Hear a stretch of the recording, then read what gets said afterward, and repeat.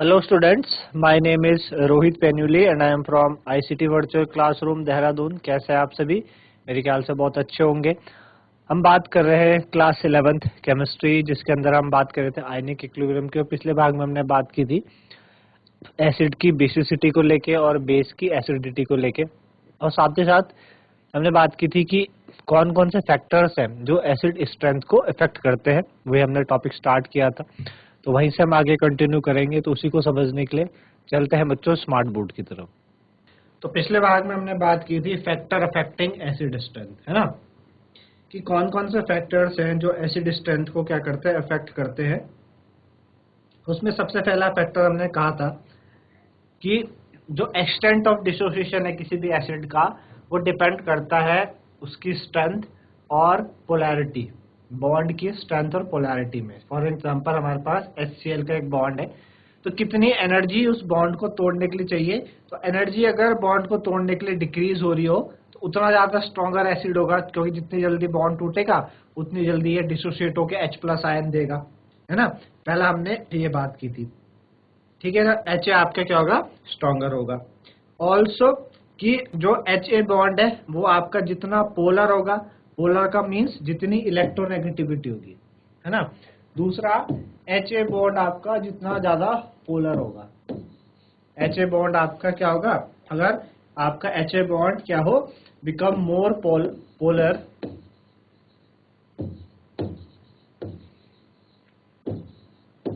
अगर वो क्या हो उतना ज्यादा पोलर हो, HA बॉन्ड क्या हो अगर उतना ज्यादा आपका पोलर हो, मींस इलेक्ट्रोनेगेटिविटी जो डिफरेंस है ना, जो इलेक्ट्रोनेगेटिविटी डिफरेंस है H और A के बीच में, है ना, H और A के बीच में जो इलेक्ट्रोनेगेटिविटी डिफरेंस अगर बढ़ेगा तो वहां पे क्या होगा, चार्ज सेपरेशन ज्यादा होगा।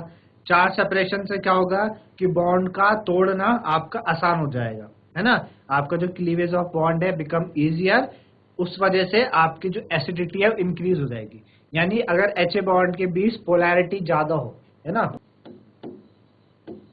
The polarity between HA bond, the polarity between HA bond is more, that is the electronegativity difference,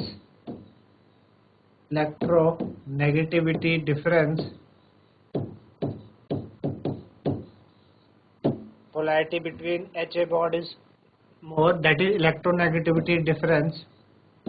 जो इलेक्ट्रोनेगेटिविटी डिफरेंस है between H and A is more, so there will be ease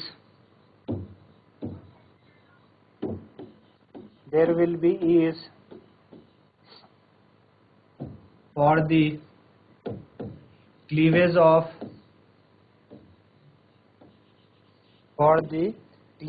of bond, so acidity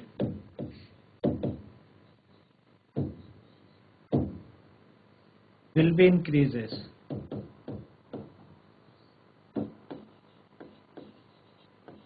acidity will be increases, ठीक है ना। अगर polarity HA bond की ज्यादा हो, मतलब इलेक्ट्रोनेगेटिविटी उनके बीच में क्या हो, इलेक्ट्रोनेगेटिविटी उनके बीच में काफी ज्यादा हो, यानी H और A के बीच के इलेक्ट्रोनेगेटिविटी डिफरेंस का ही ज्यादा है, मतलब A की इलेक्ट्रोनेगेटिविटी बहुत ज्यादा है H के मुकाबले, तो बॉन्ड को तोड़ना आसान हो जाएगा। बॉन्ड जितनी जल्दी टूटेगा उतनी जल्दी H यहाँ से रिलीज होगा, H+ रिलीज होगा, और उतना एसिड वो कहलाएगा। तो आपको बात समझ आ रही है कि एक तो हमने बात करी बॉन्ड की एनर्जी को लेके, दूसरा पोलैरिटी को लेके, है ना। बट हमको ये बात नोट में डालनी चाहिए कि जब हम क्या करते हैं while comparing element in the same group of the periodic table, तो HA बॉन्ड स्ट्रेंथ आपकी ज्यादा इंपॉर्टेंट फैक्टर होती है determining acidity than its polar nature, ठीक है ना। इसलिए बात आपको समझ आई कि when we compare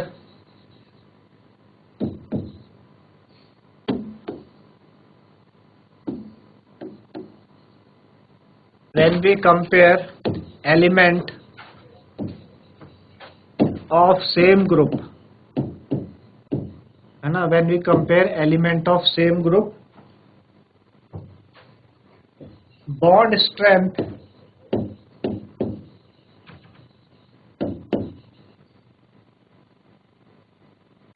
is more important factor than electronegativity.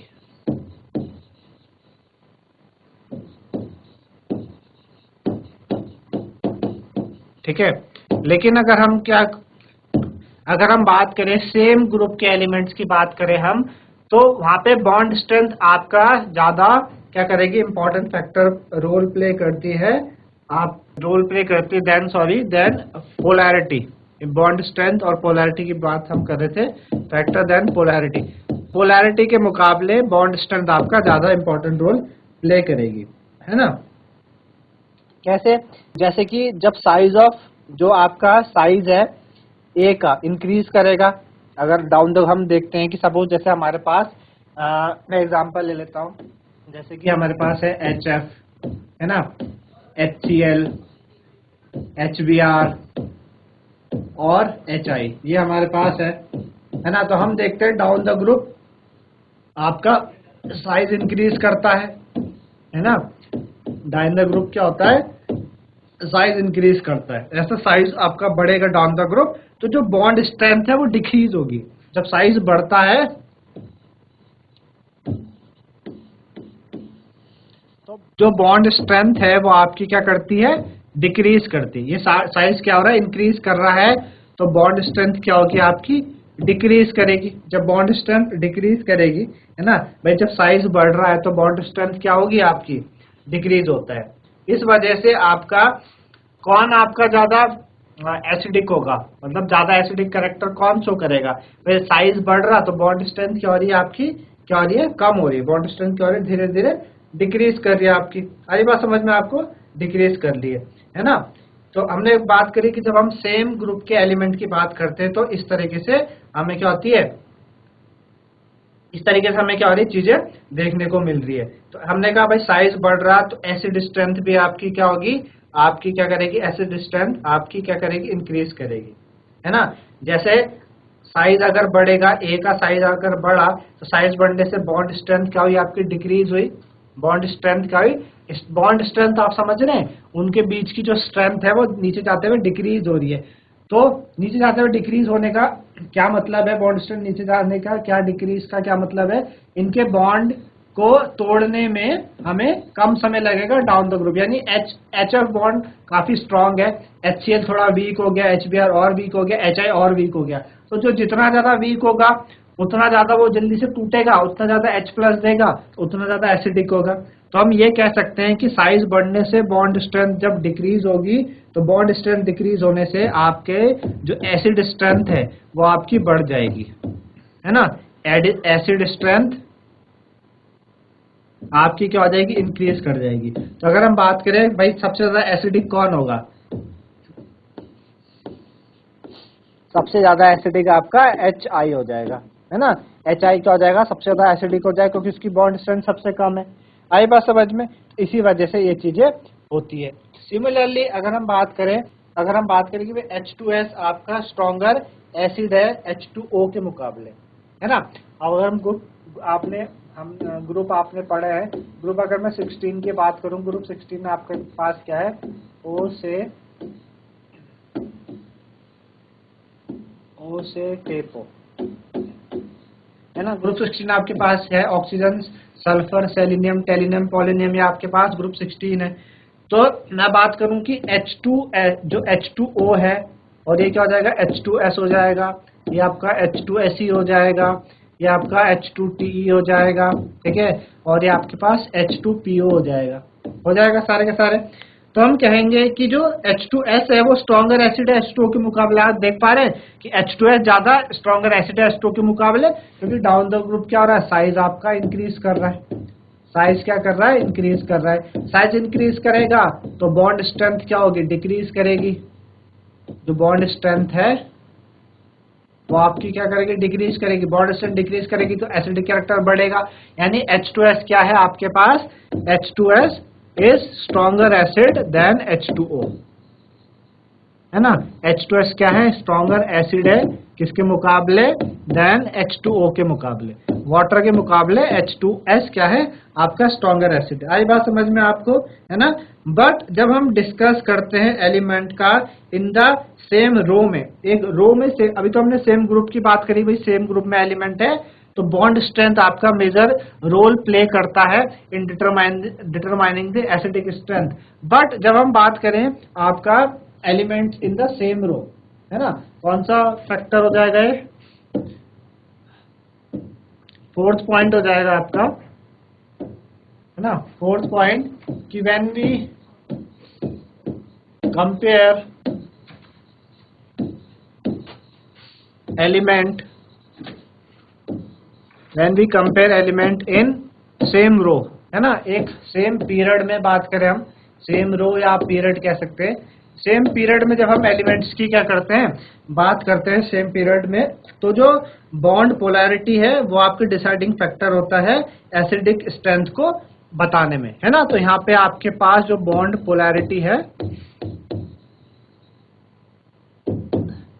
Play important role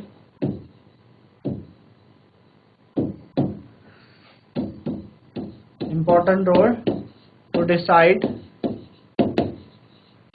the acid strength, है ना।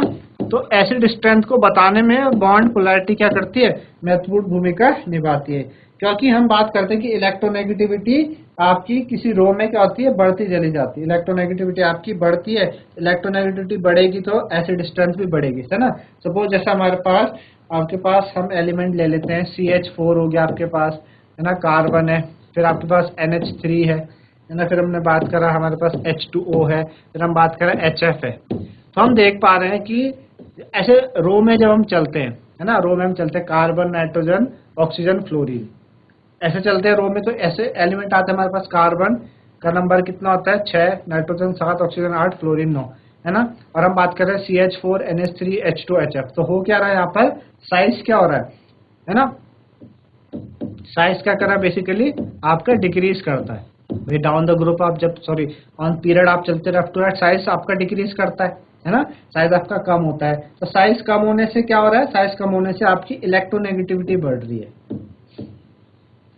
ना। इलेक्ट्रोनेगेटिविटी इस दौरान क्या होती है, इंक्रीज करती है। अब इलेक्ट्रोनेगेटिविटी इंक्रीज कैसे कर रही है, साइज कम हो रहा है तो आउटरमोस्ट इलेक्ट्रॉन न्यूक्लियस के ज्यादा पास जा रहा है, तो उसके पास ज्यादा टेंडेंसी इलेक्ट्रॉन को अपनी तरफ अट्रैक्ट करने की। इलेक्ट्रोनेगेटिविटी एक्चुअल में है क्या, है ना, इलेक्ट्रोनेगेटिविटी क्या है, tendency to attract shared pair of electron. जब शेयरिंग के समय शेयर पेयर को अपनी तरफ ज्यादा, अपनी तरफ खींचने की जो टेंडेंसी, उसे हम इलेक्ट्रोनेगेटिविटी बोलते हैं। तो साइज कम होने से इलेक्ट्रोनेगेटिविटी बढ़ रही है, तो साइज, इलेक्ट्रोनेगेटिविटी बढ़ने से जो एसिड स्ट्रेंथ है, एसिड स्ट्रेंथ वो क्या हो जाएगी आपकी, एसिड स्ट्रेंथ आपकी इंक्रीज करेगी, है ना, एसिड स्ट्रेंथ आपकी इंक्रीज करेगी। एसिड स्ट्रेंथ इंक्रीज करेगी का मतलब कि कौन ज्यादा एसिडिक है आपके पास, CH4 ज्यादा एसिडिक है कि NH3 ज्यादा एसिडिक है कि H2O ज्यादा एसिडिक है, या आपके पास HF ज्यादा एसिड है। तो HF आपके पास क्या है, ज्यादा एसिड है ना। तो एसिड स्ट्रेंथ क्या हो रही है, यहाँ पर बढ़ रही है, ठीक है। तो एसिड स्ट्रेंथ क्या कर रही है, यहाँ पर इंक्रीज कर रही है। आई बात समझ में, एसिड स्ट्रेंथ इंक्रीज कर रही है का मेन रीजन आपको ये समझ में आया होगा। तो बेसिकली ये फैक्टर हैं जो आपका एसिड स्ट्रेंथ को क्या करते हैं, आपको एसिड स्ट्रेंथ को क्या करते हैं, बताते हैं, ठीक है ना। चलिए इतना आपको समझ में होगा। चलिए तो अगला टॉपिक की तरफ बढ़ते हैं। अगला टॉपिक हमारे पास है कॉमन आयन इफेक्ट, ठीक है ना। अगला टॉपिक है कॉमन आयन इफेक्ट।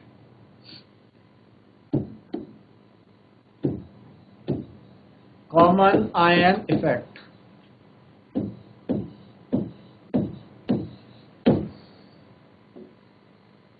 तो कॉमन आयन इफेक्ट क्या है पहले समझ लेते हैं कॉमन आयन इफेक्ट, फिर एग्जांपल के द्वारा बताएंगे, ठीक है ना। है क्या, it can be defined as,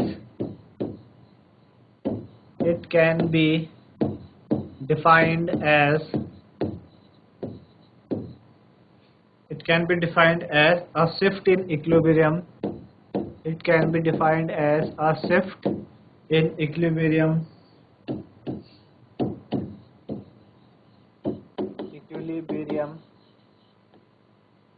Okay. It can be defined as a shift in equilibrium on adding a substance.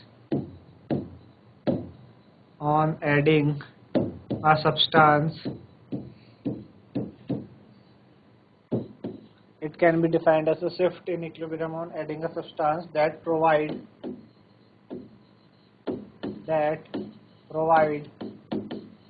more of an ionic species, more of an ionic species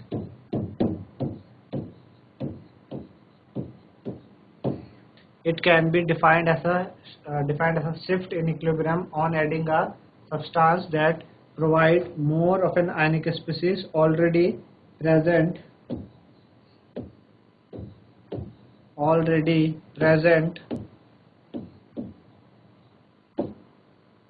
in the dissociation of equilibrium. In the dissociation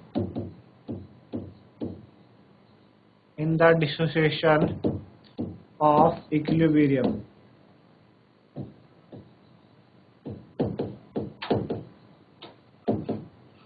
ठीक है, ये कहता है common ion effect कि a shift in equilibrium on adding a substance that provide more of an ionic species ठीक already present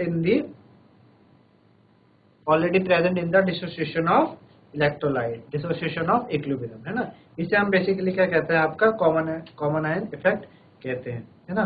तो ये common effect actual में क्या है? कॉमन इफेक्ट एक आपका फिनोमेना है जो कि आपका ली चैटरल प्रिंसिपल में क्या करता है, आपका ली चैटरल प्रिंसिपल को ही फॉलो करता है, उसी के प्रिंसिपल पे फोकस करता है. सपोज हम एक एग्जांपल लेते हैं कि हमारे पास सपोज एक एसिटिक एसिड का डिसोसिएशन है.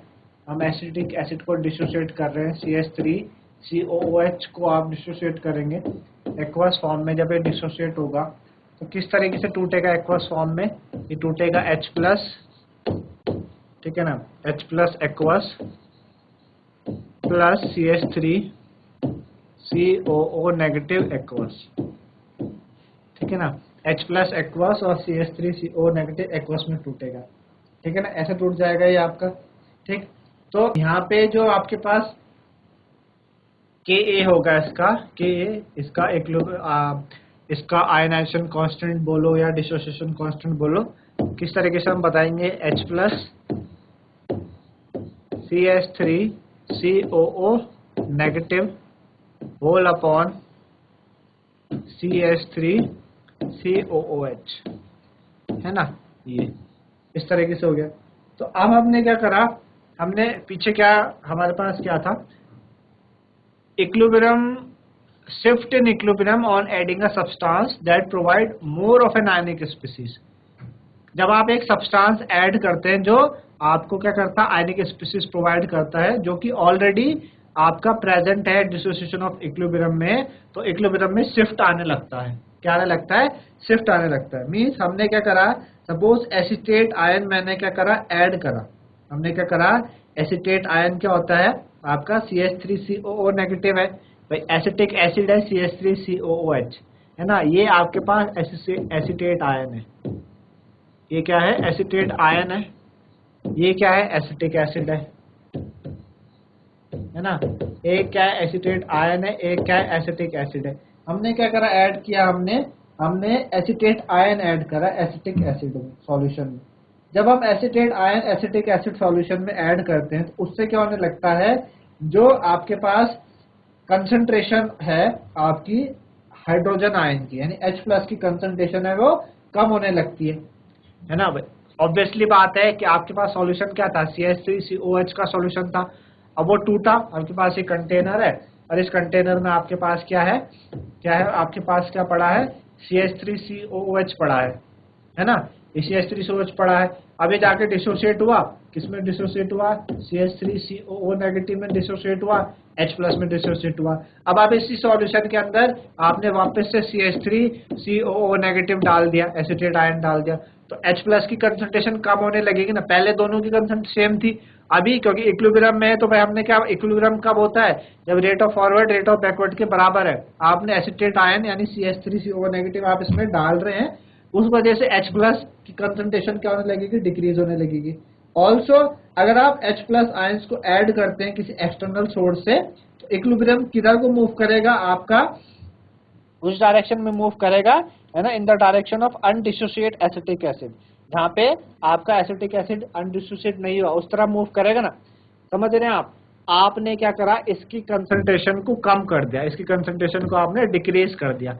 इसकी कंसंट्रेशन को डिक्रीज करने से इक्विलिब्रियम शिफ्ट किस तरफ होगा, तो ये कंसंट्रेशन कम होगी। अब ये ऑब्वियसली चाह रहा है कि दोनों तरफ इधर वाला पार्ट कम हो जाए, तो इधर को आनी चाहिए ना, इधर को फॉरवर्ड शिफ्ट होने चाहिए।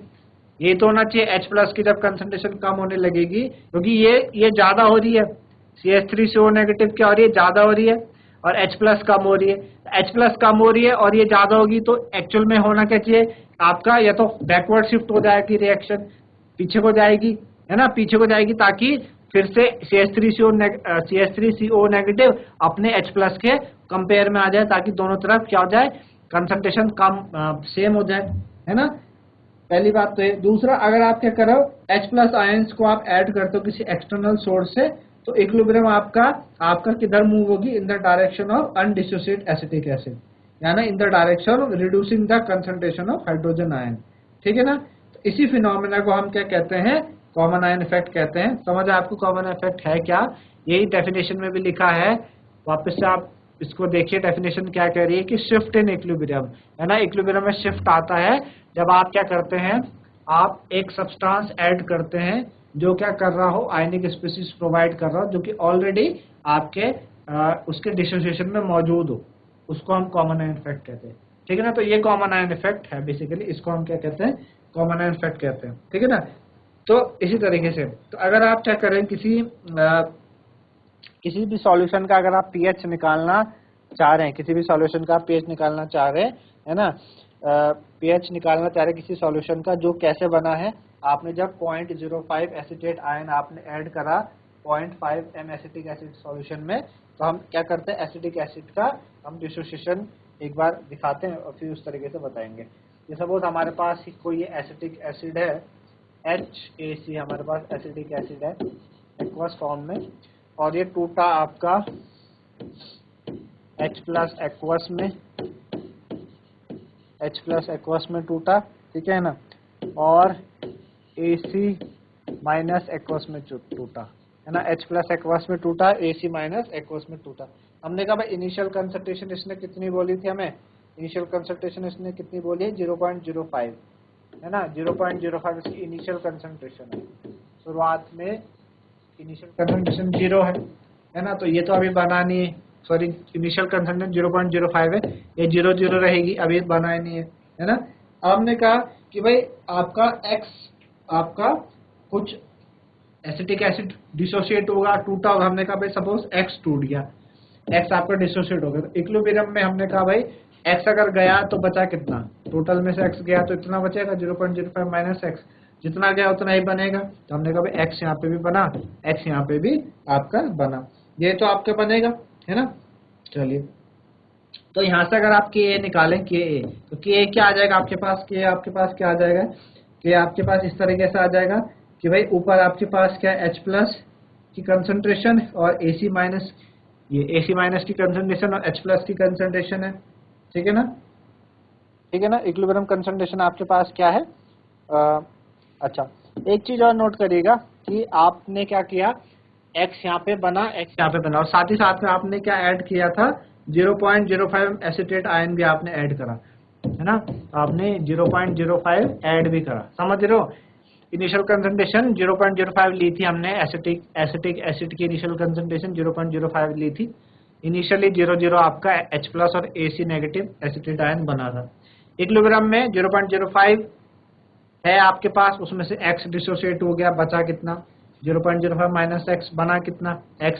यहाँ पे आपने 0.05 ऐड भी तो करा, कॉमन आयन इफेक्ट है ना, आपने ऐड करा एसिटेट आयन, कितना ऐड करा, 0.05 ऐड करा। तो Ka कितना हो जाएगा आपके पास भाई, Ka कितना हो जाएगा, 0.05 प्लस X, ठीक है, और इधर ऐसे तो निकालते हैं प्रोडक्ट की कंसंट्रेशन अपॉन रिएक्टेंट की कंसंट्रेशन। रिएक्टेंट आपके पास कितना है 0.05 माइनस एक्स, यही आपके पास इतना है आपके पास।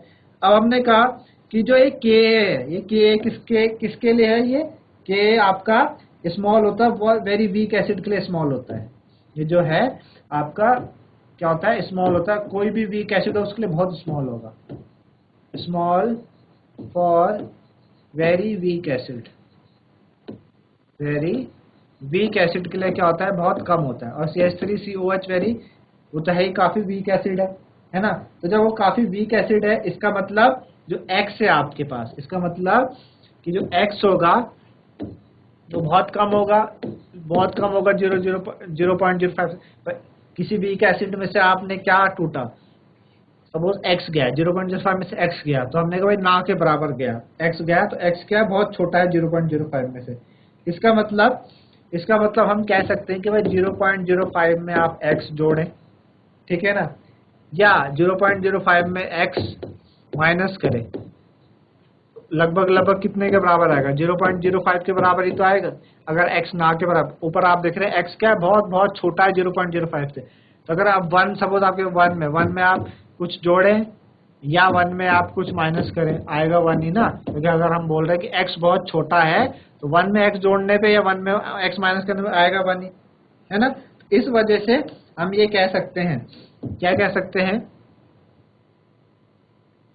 हम ये कह सकते हैं भाई यहाँ से हमें किस तरीके से वैल्यू हम निकाले कि सपोज हमारे पास एसिटिक एसिड का जो के है वो हमारे पास 1.8 इंटू 10 की पावर माइनस 5 अगर हमको दिया है इक्वल टू x, ठीक है, और 0.05 प्लस x लिख सकते हैं ऐसा, डिवाइडेड बाय 0.05 माइनस x। यही तो हमारे पास कंसंट्रेशन है, वहाँ पे हमको इतनी दी हुई है ना, ये हमको कंसंट्रेशन इतनी हमको दी हुई है।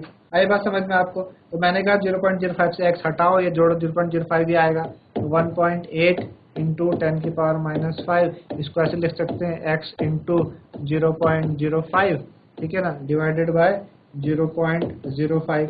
इससे कट जाएगा तो बेसिकली आपके पास x कितना आ गया, x हमारे पास आ गया 1.8 इंटू 10 की पावर माइनस 5, कैपिटल M हमारे पास ये x आ गया। अब इसका हमें pH निकालना था, तो इसका pH निकाल लो। तो pH कैसे निकलता है, माइनस लॉग ऑफ उसकी कंसंट्रेशन, है ना, minus log of 1.8 into 10.5 minus 5 की कंसंट्रेशन, है ना। तो pH कितना हो जाएगा आपके पास, माइनस लॉग 1.8 और माइनस लॉग 10 की पावर माइनस 5, तो माइनस लॉग 1.8 और ये कितना हो जाएगा प्लस 5 लॉग 10, है ना, लॉग 10 की वैल्यू 1 होती है तो आप 5 इंटू 1 लिख सकते हैं।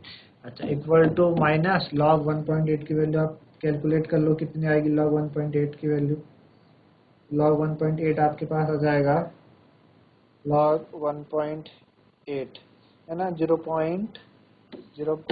आपके पास 255 आ रहा है ना, तो माइनस 0.2552 प्लस 5, है ना। अब इसको माइनस कर लो भाई, माइनस करो कितना आएगा, 5 में से माइनस कर लो 5 माइनस 0.2552, है ना, ये आ रहा 4.7448। तो pH इसका इतना आ जाएगा। आए बस हम इस तरीके से हम कॉमन आयन इफेक्ट में उसका pH हम निकाल सकते हैं इजीली। तो इस तरीके से बच्चों आज आपने कॉमन आयन इफेक्ट के बारे में समझा। मेरे ख्याल से आपको समझ में आया होगा कि कॉमन आयन इफेक्ट बेसिकली होता क्या है, ठीक है ना। तो आज के लिए इतना ही था, धन्यवाद, हैव अ नाइस डे।